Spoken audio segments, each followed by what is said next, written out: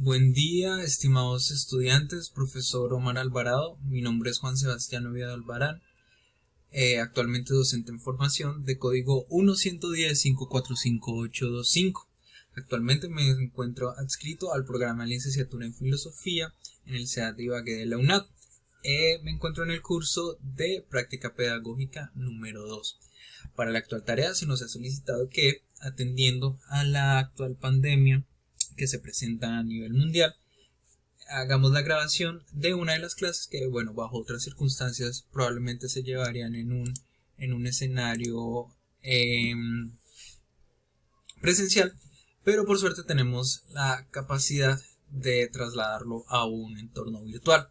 Para ello se nos solicitó en la guía que eligiéramos entre una serie de temas para llevar a bien esta clase, y bueno, he elegido para la actual la mitología griega, pero la mitología griega no quiero enfocarla específicamente a, a un momento y a un lugar específico de la antigua Grecia, que fue donde se originó, sino que quiero trasladar sus efectos a cómo se logran irradiar hacia la formación de la cultura occidental.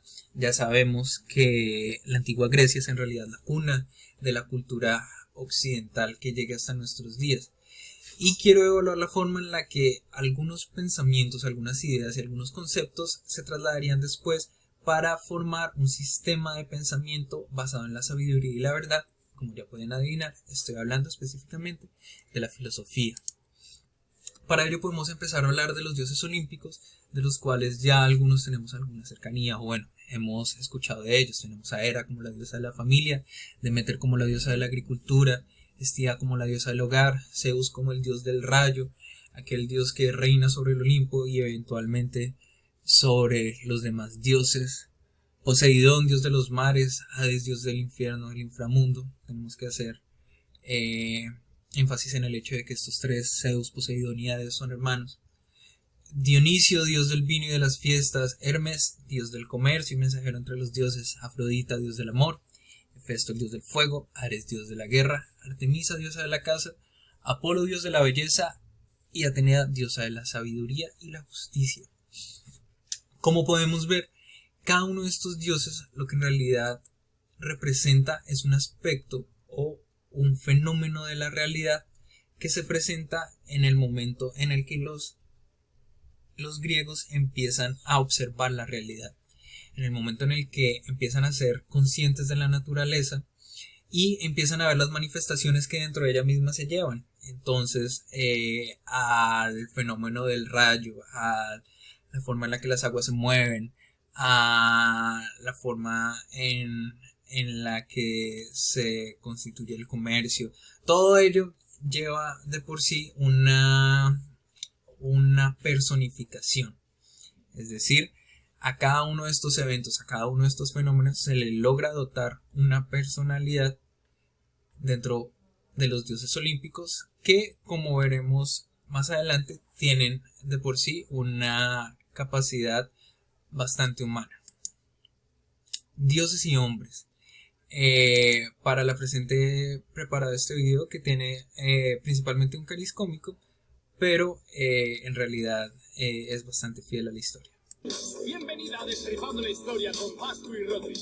Hoy os vamos a hablar de mí. Nace en Creta el dios más sensual, es el hijo de un titán Que se merienda a sus hijos, yeah, pero su mamá le logra ocultar.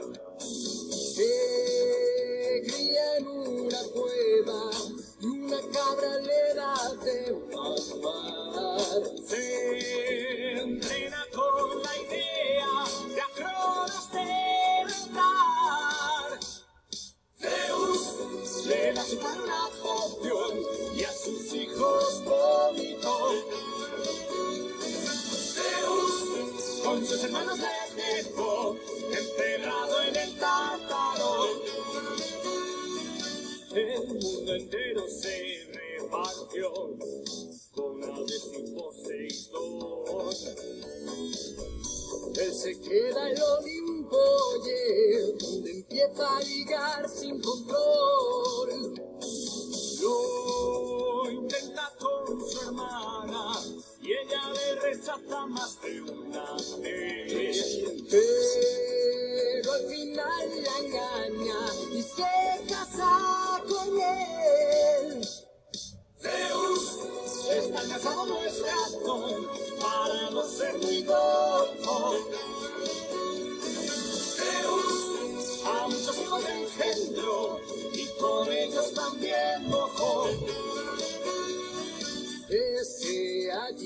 sepa por ti.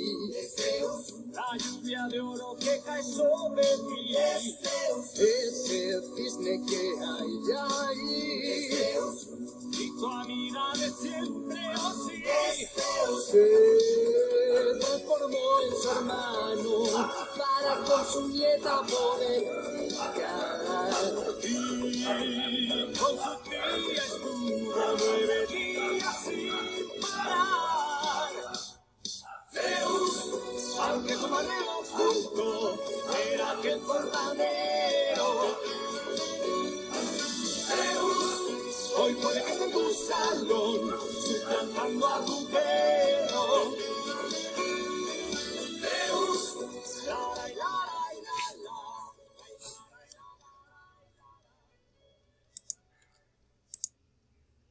Bueno, como vemos, tildado de cierto grado de humor, pero ¿qué es lo que intento ejemplificar? Bueno, más que todo ilustrar con este video, es la humanidad de los dioses. Es cuáles son las características que los acercan un tanto a la humanidad. Y presentando esta imagen propia de Zeus, como lo podemos percibir en diferentes versiones, siempre está adecuado. Bueno, lo vemos como una persona muy musculosa, ataviado de ciertos elementos de oro, con una barba larga y un cabello largo y canoso, lo que representa generalmente sabiduría dentro de los griegos, y claro, su singular rayo en la mano. Pero en la esencia de todo esto, ¿qué es lo que vemos? Un hombre con rasgos divinos, rasgos exagerados, es cierto, pero en esencia un hombre. Y en este punto quiero apelar mucho a lo antropomorfo de los dioses. Y es que cada uno de ellos está basado en realidad en un ser humano, en el prototipo de ser humano, un ser humano que veríamos en cualquier evento de la cotidianidad dentro del mundo real. Y apelando ya un poco más con respecto al comportamiento, vemos que los dioses de hecho tienen un comportamiento y cierta cantidad de costumbres bastante humanas. En ese sentido, en el video podemos ver, Zeus es capaz de sentir deseo, es capaz de sentir odio, es capaz de sentir resentimiento, y extensivamente todos los dioses también. Es capaz de experimentar amor, tristeza, alegría, diferentes emociones que en realidad podríamos acercarlos más a lo humano. Y en ese sentido tendríamos que apelar más a un debate bastante clásico, que es: ¿los dioses crearon al hombre a su imagen y semejanza, o los hombres crearon al dios a su imagen y semejanza? Con respecto al demiurgo, en este sentido quiero aclarar que el demiurgo en realidad se utiliza en la filosofía griega para ilustrar o identificar más bien cuál es ese elemento de la realidad que es anterior a todas las cosas, que fue lo primero que existió y que rige sobre todas las cosas extensivamente en el universo. Y bueno, si repasamos por ejemplo lo que llevamos hasta el momento de la clase, tendríamos que decir en primer lugar Zeus. ¿Por qué? Porque Zeus lo consideramos, ya dijimos, es el dios de todos los dioses, es el dios que reina el Olimpo, es el dios al que todos obedecen. Bueno, pero en ese mismo momento debemos preguntarnos, en realidad, ¿de dónde salió Zeus? Y vemos que el padre de Zeus es en realidad Cronos, uno de los titanes originales. Es decir, antes de Zeus estuvo Cronos. Y en ese sentido, ¿Cronos sería el demiurgo? No, Cronos aún no sería el demiurgo, porque Cronos salió de Urano. Urano salió de Gea. Y Gea salió del caos. El primer elemento que podemos ubicar dentro de la mitología griega es el caos. Y el caos se nos presenta regularmente como la imagen que vemos ahí, como una serie de colores abigarrados, distribuidos de una forma casi que desordenada. Pero una vez que el caos logra organizarse, logra enfocar ciertos elementos, empieza a configurar la realidad de una forma mucho más entendible, por decirlo así. Y es cuando el hombre empieza a estudiarla. Hablando con respecto al origen del hombre, vemos que, bueno, dentro del Olimpo se llevaron a cabo la población de la Tierra y se dieron diferentes habilidades a las criaturas. Entonces, bueno, algunas les dieron garras, algunas de velocidad, alguna fuerza, y finalmente el hombre quedó sin ninguna de ellas. Por lo cual Prometeo toma el fuego sagrado de Atenea, se lo roba y se lo entrega al hombre en una forma de sabiduría. La única arma que tendría el hombre para defenderse en la realidad contra toda esta cantidad de seres sería la sabiduría. Prometeo sería posteriormente castigado y bueno, después liberado, pero es una historia un poco más larga. ¿Y cuál es la función de toda esta mitología? En realidad, ¿de qué nos sirve saber que Prometeo robó el fuego, que el caos es el demiurgo, que Zeus es el dios supremo en la mitología griega? Y la primera función que tendremos que habilitar es la de ubicar al hombre. ¿Cuál es el papel del hombre en todo este vasto universo lleno de dioses, criaturas, animales y otros hombres, particularmente? Porque a nivel extensivo de humanidad podemos ubicarlo, pero a nivel individual también es otra pregunta que empezaría a plantearse el ser humano. Y otra de las funciones que podríamos apelar sería una visión alternativa del origen del universo. Respecto a lo que se explica a partir de los dioses, podemos decir que la magia es una ciencia que desconocemos. Es decir, en un principio no podríamos ver cómo en realidad la electricidad es algo manipulable, cómo las corrientes oceánicas corresponden a algo que no sea la personificación o bueno, la voluntad de una persona, o cómo alguien puede surcar los cielos en realidad a partir de algo cercano como las alas. Pero conforme al conocimiento y la sabiduría propia del hombre avanza, vemos que en realidad cada uno de estos fenómenos tiene una base racional que podemos aprender e incluso en algunos casos manipular. Por lo tanto, las corrientes eléctricas en realidad ya no son algo que debamos atender simplemente a la voluntad de un hombre en el Olimpo, sino que muchos de nosotros pues entramos en contacto a diario con ellas. Las corrientes oceánicas vemos que en realidad corresponden a ciertas cualidades de clima y presión atmosférica, y no tampoco a la voluntad de un dios. Y bueno, la capacidad de volar también es un tema que ha logrado conquistar el hombre. Y para recordar la mitología griega en realidad basta simplemente con mirar al cielo en una noche estrellada.